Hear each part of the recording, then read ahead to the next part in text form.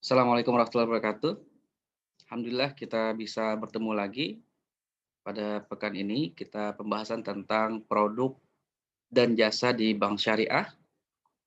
Kali ini kita akan mendiskusikan tentang cash card dan kredit card syariah.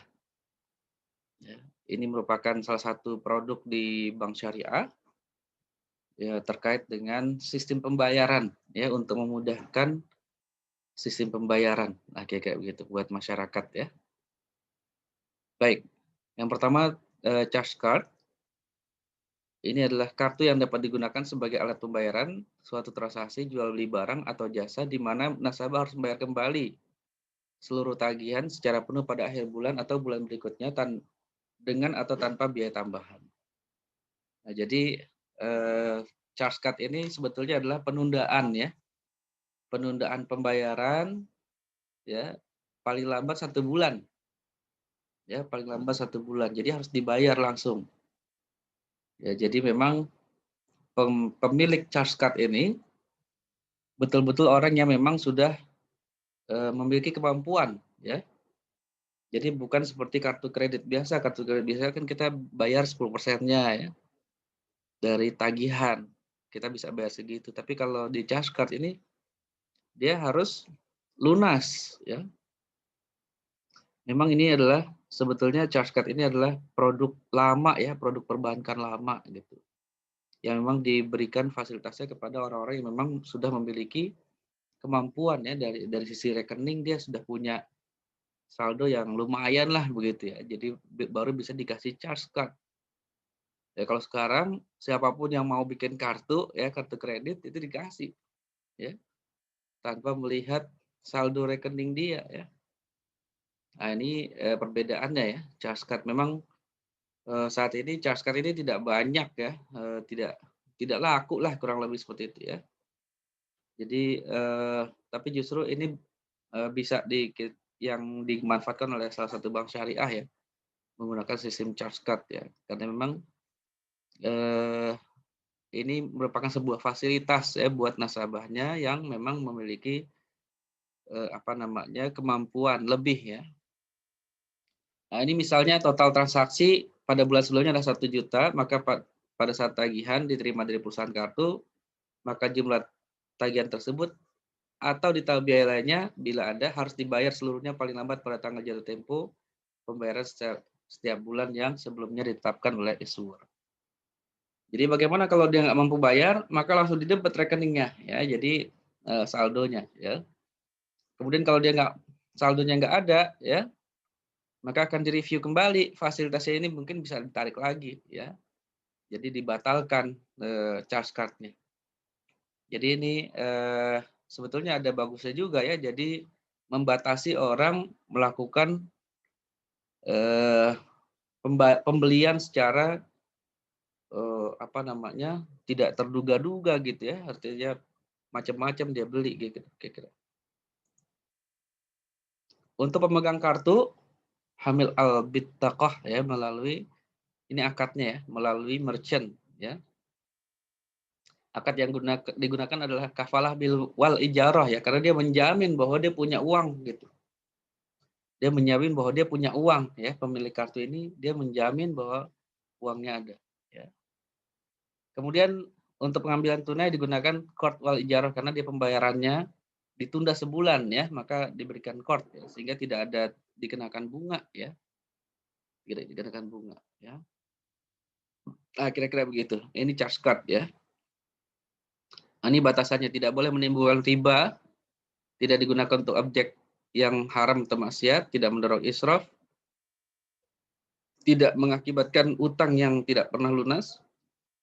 Pemegang kartu harus memiliki kemampuan finansial untuk melunasi pada waktunya. Ini yang nomor 5 ini, yang batasan nomor 5 inilah yang membedakan charge card ini dari kartu kredit ya.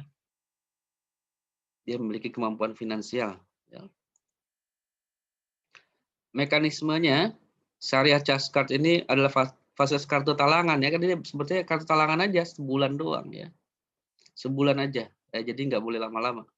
Yang dipergunakan oleh pemegang kartu sebagai alat bayar atau pengambilan uang tunai pada tempat-tempat tertentu yang harus dibayar lunas pada pihak yang memberikan talangan pada waktu telah ditetapkan, ya. Kemudian membership fee, ya, adalah iuran keanggotaan, ya, pasti ada. Merchant fee adalah fee yang diambil dari harga objek transaksi, ya. Fee penarikan uang tunai, itu bisa juga dikatakan. Tapi ini ada juga denda keterlambatan, ya, kalau misalkan telat bayar ya pasti kena denda, tapi ini diakui sebagai dana sosial. Denda denda karena melampaui, apa nih, batas, ya, over limit, ini juga ada dendanya, ya. Jadi kayak begitu ya. Tapi kalau dia terlambat beberapa kali, tidak bayar bahkan mungkin, itu tadi akan ada review dari bank terhadap fasilitas nasabah tersebut, bisa ditarik ya kartunya atau dibatalkan. Pihak-pihak yang terkait siapa aja sih? Ada issuer card, ya. Itu adalah pihak atau lembaga yang mengeluarkan atau menerbitkan suatu kartu, ya. Penerbit bisa berupa bank, lembaga keuangan lain, perusahaan non lembaga keuangan, ya. Perusahaan yang khusus menerbitkan kartu kredit terlebih dahulu, ya. Harus terlebih dahulu memperoleh izin dari Departemen Keuangan. Apabila penerbit adalah bank, maka harus mengikuti ketentuan dari Bank Indonesia, ya. Kemudian acquirer, ya, adalah lembaga yang mengelola pengelolaan kartu kredit terutama dalam hal pembayaran kepada merchant, ya. Jadi kan ada penerbit, ada yang bank, apa namanya, pihak yang membayarkan kepada merchant, ya, atau menagih kepada pihak issuer yang tidak berhubungan langsung dengan pedagang. Yang ketiga card holder, ya, ini nasabah yang megang kartu. Yang keempat adalah merchant, ya. Merchant itu adalah pedagang yang ditunjuk atau disetujui bank untuk melakukan transaksi dengan menggunakan kartu kredit, ya. Nah, kayak begini nih mekanismenya ya. Kalau secara mekanismenya hampir sama nih dengan kartu kredit ya, Trustcard dan kartu kredit. Nah, ini skemanya nih. Ya, jadi ada consumer, merchant, acquirer, issuer. Ada satu lagi switcher nih sebetulnya ya, switching. Nah, ini lembaga lain lagi nih yang memang dia memiliki fasilitas yang banyak gitu ya, mungkin ATM-nya atau mungkin fasilitas geseknya tuh lebih banyak ya, mungkin ada di dalam negeri maupun di luar negeri ya. Jadi dia menyediakan jasa ya, jasa penggunaan alat lah kayak gitu ya. Ini secara skema ya, misalkan ya, consumer itu beli barang di merchant ya, harga berapa ini, $100 ya. Nah, sesungguhnya uang yang masuk ke merchant itu tidak $100 ya, pasti berkurang karena harus bayar fee ke beberapa pihak nih, ke issuer, ke switcher, dan ke acquirer ya tadi ya, ke issuer. Pada saat terjadi transaksi ya, itu rekening ya atau issuer akan mendebet ya consumer itu sebesar $100 ya, didebet $100 ya. Kemudian issuer akan akan bayar ke mana nih? Ke Visa ya. Ke Visa itu $98,2. Nah, sisanya kemana? Ini ada namanya interchange fee ya. Jadi dapat fee nih si issuer sebesar $1,8 ya. Ya, setiap ada orang yang transaksi dia pasti dapat ya, pasti dapat. Kemudian si switching ini adalah yang memiliki fasilitas ATM, penarikan dan lain-lain ini, dia juga pasti dapat untung kan, dapat untung. Dapat untung dari mana? Dia terima $98,2 dari issuer, kemudian dia bayar ke acquirer sebesar 98,09, ini simulasi aja ya. Dia dapat assessment fee sebesar 11 sen ya. 11 sen. Kemudian acquirer ya, acquirer ini yang memiliki hubungan dengan merchant ya, merchant. Kalau issuer ini yang berhubungan dengan consumer, kalau acquirer ini yang berhubungan dengan para merchant. Acquirer juga dapat dana ya, dia dapat $98,09 dari Visa, kemudian dia bayar ke merchant sebesar 97,76. Dia dapat keuntungan 33 sen. Nah, ini merchant. Ya. Nah, merchant itu menerima $97,76 ya. Jadi nggak murni $100 dia dapatnya, tapi dia dapatnya hanya 97,76. Nah, biasanya itu harganya sudah dimasukin ke diskon ini sudah dimasukkan ke harga sebetulnya ya. Jadi dia seolah-olah ngasih diskon $2,24 padahal sebetulnya harganya udah dinaikin. Nah, itu kira-kira, aksi pedagang lah ya. Merchant itu seperti itu. Tapi mungkin ada juga yang merchant-merchant menerapkan harga yang sama antara dia beli cash dengan kartu kredit. Karena itulah makanya kadang-kadang kalau kita pakai, kartu kredit tuh dikasih ada biaya tambahan Pak ya, 3%. Nah, ini kira-kira begitu nih, ya. Kan 2,24 dari 100 itu kira-kira 2% ya.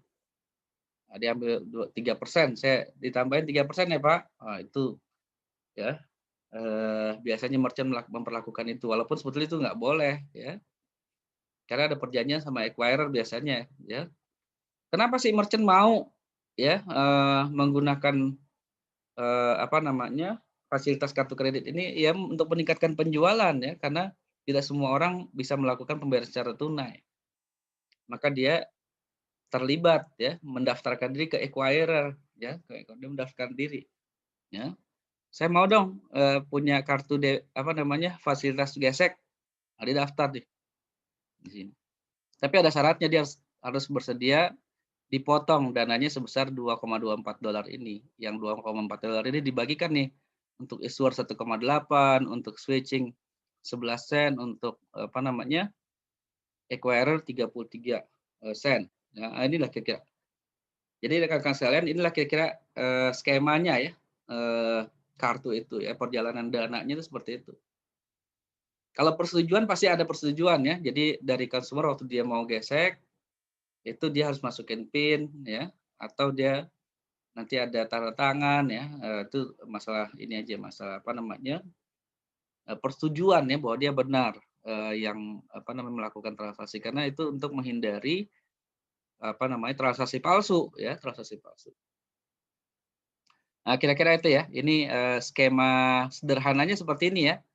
Ingat ya, jadi ada beberapa pihak nih dalam kartu kredit ya, atau cash card ini ada consumer, issuer, switching ya, Visa dan Master ya, acquirer, merchant.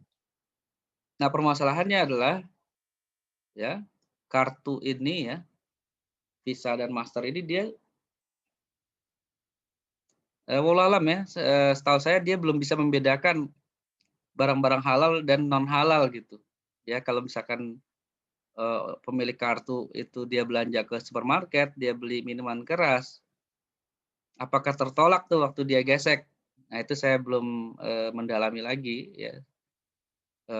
Kalau biasanya kalau kita pakai kartu kredit umum, ya bisa tuh lolos ya kita, membeli minuman keras dengan menggunakan kartu.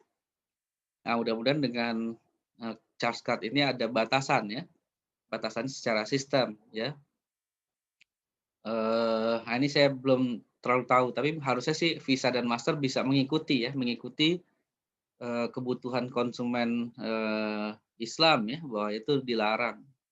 Karena sekarang judi aja udah bisa pakai Visa, Mastercard ya, kalau kita ya nggak usah jauh-jauh di internet ya, kita lihat judi apa segala macam ya, pembelian ini, pembelian itu ya pakai Visa, pakai kartu ya, artinya pakai kartu kredit itu bisa dilakukan ya.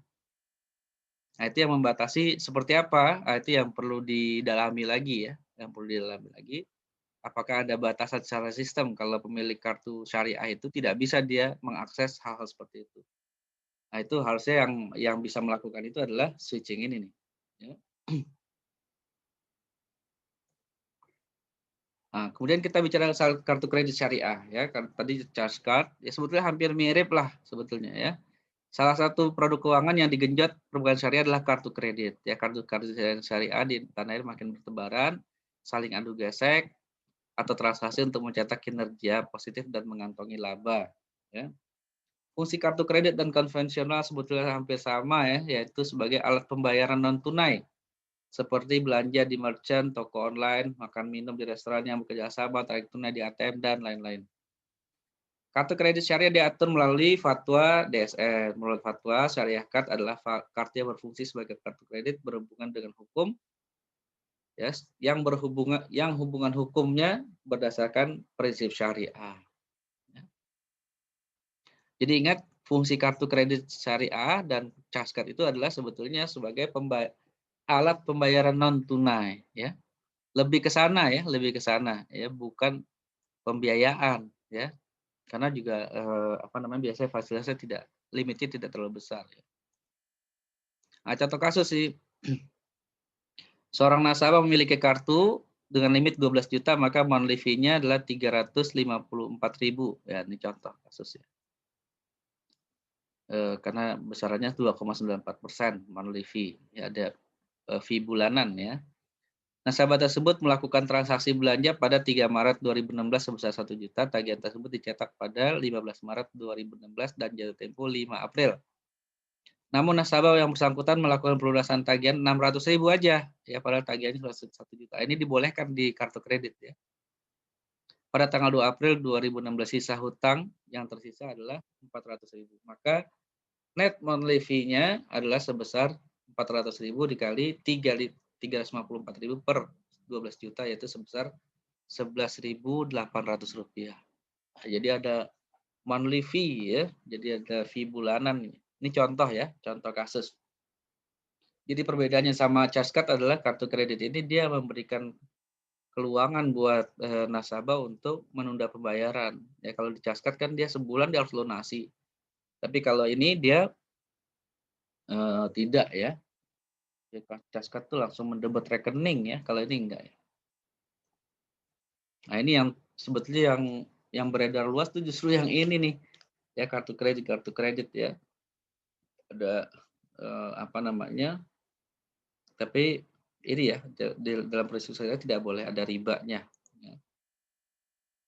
Tapi yang digunakan yang pertama adalah kafalah pastinya, ya menjamin bahwa kartu kreditnya dia sanggup bayar gitu ya.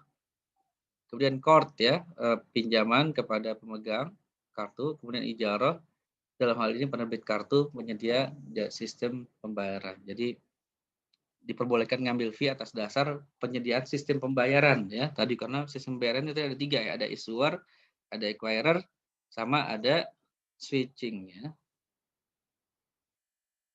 Batasan tidak boleh digunakan untuk transaksi yang tidak sesuai syariah. Nah, ini tadi yang kita bahas. Apakah pembatasan ini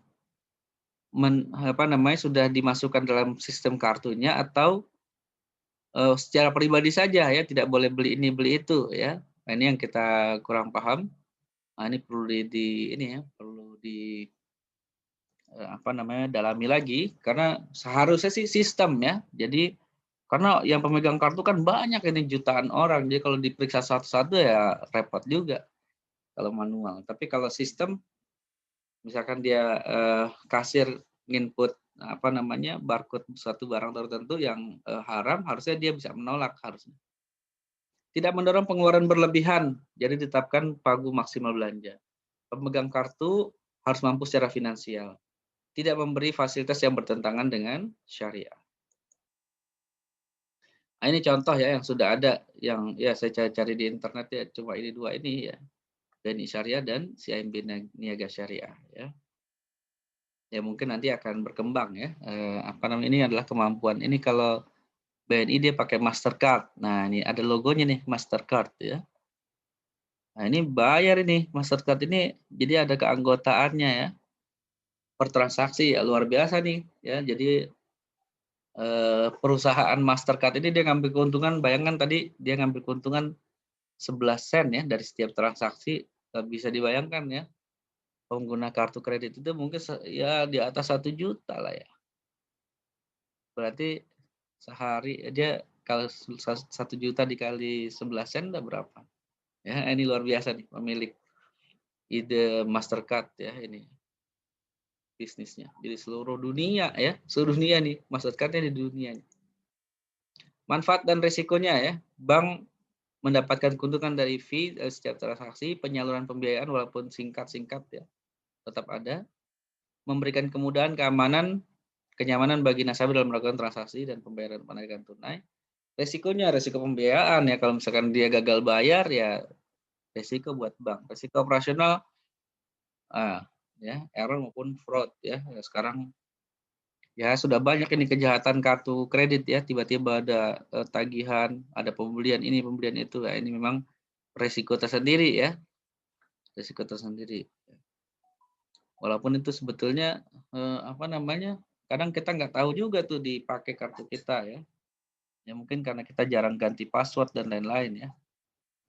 Nah ini saya tambahkan satu warning ya, untuk penggunaan kartu ini ya, hati-hati banget ini sebetulnya. Walaupun ini memang, ini kan kita bicara dari sisi bank ya, karena bank, apa namanya, bertanggung jawab untuk mengembangkan produknya ya. Tapi dari sisi kita nih, konsumen, perlu hati-hati sekali dengan charge card atau kartu kredit ini ya, karena memang mendorong konsumtif ya. Nggak terasa ya kalau misalnya kita pegang kartu itu belanja, ya bahkan ke Alfamart ya mungkin ya, ke, Indomart, barang-barang kecil-kecil ya, permen ya, coklat segala macam itu kita nggak terasa tuh masukin aja ke tas belanjaan ya. Bayarnya nggak pakai cash, ya gesek aja. Ya nggak terasa itu ya, apa namanya, tergoda lah kira-kira begitu ya. Ada handphone baru ya kita gesek aja ya. Apalagi kalau lagi, jalan-jalan ya sama keluarga atau makan sama teman ya, makan ini makan itu, gesek, aduh, pada akhirnya kita akan terjerat hutang. Nah ini saya beberapa kali menemukan kasus ya, orang yang terlibat kartu kredit ya, banyak banget dia punya kartu kredit, bank mana, karena memang prosesnya mudah sekali saat ini ya. Saya nggak tahu proses yang di bank syariah semudah apa, tapi kayaknya sih sama aja ya, yang dibutuhkan cuma KTP doang gitu ya. Berbeda dengan charge card ya, kalau charge card itu memang dia saldonya yang dilihat ya, tapi kalau kartu kredit ini memang kita perlu hati-hati ya. Cuma modal KTP doang ya, kita ke mall ya, ketemu sama orang, "Pak ini udah punya kartu kredit ya?" Nah gitu. Bahkan sekarang bukan cuma bank ya, jadi, lembaga pembiayaan ya, itu kalau kita mau beli TV atau, elektronik itu udah di situ udah ada orangnya yang menawarkan, "Pak nih bayar cash atau pakai kartu aja Pak nih." Bahkan di awalan ya, awalan kita buka kartu kredit itu ada fasilitas, ada diskonnya Pak kalau beli pakai kartu kredit ya. Kalau beli cash misalkan 1 juta pakai kartu kredit bisa 800.000, bisa kayak gitu tuh di awal ya, di awalnya. Orang jadi tergoda bikin kartu kredit ya. Saya pernah menemukan ya, beberapa teman itu, dan juga mungkin nasabah dulu ya yang punya kartu kredit, 10 kartu kredit lebih bahkan ya, di dompet itu banyak banget, bahkan seperti bangga ya, apa namanya, punya kartu kredit banyak. Kalau dulu itu kalau orang punya charge card banyak ya, boleh bangga karena memang masing-masing tuh ada saldonya gitu ya, apa namanya, pas setiap pembukaan kartu itu ada pertimbangan saldo. Tapi kalau sekarang kartu kredit, apa yang mau kita banggain ya, orang pendaftarannya aja pakai KTP doang ya, KTP doang ya, itu udah bisa langsung aktif kartu kreditnya ya. Tidak membedakan itu pekerja yang, gajinya pas-pasan dengan, pengusaha yang gajinya luar biasa ya.